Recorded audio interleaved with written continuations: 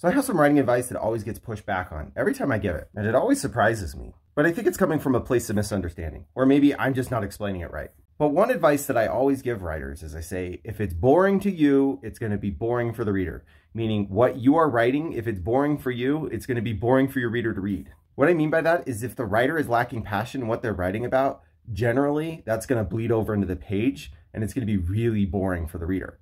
They're not going to detect any passion. Furthermore, I often hear from other people who say, hey, you know, the reader's experiencing it the first time. They should be more excited about it than the writer is. I'm going to heavily push back against this.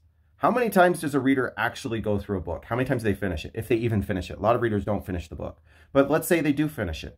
Probably most readers are going to read the book once. If they really like it, they're going to read it twice. If they're absolutely in love with it, they might read it 3 or more times. But an author, somebody who's going through the revision process, who has to go through revisions with their agent, with their editor, with their copy editor, with their line editor, their proofreader, they're going to read it like 50, 80, 100 times. So they better love it because they're going to lose their mind by the end of it. And not only that, they have to have so much passion about what they are writing that they are willing to cry over it, that they are willing to like put themselves out there and potentially get rejected over and over and over. They're going to write something, even if it doesn't get published, they're going to write it because they have to.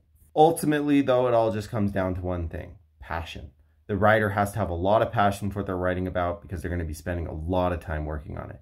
And I guess we could always bring up exceptions to this, where there's writers who like completely hated what they were working on and they were only doing it for a paycheck.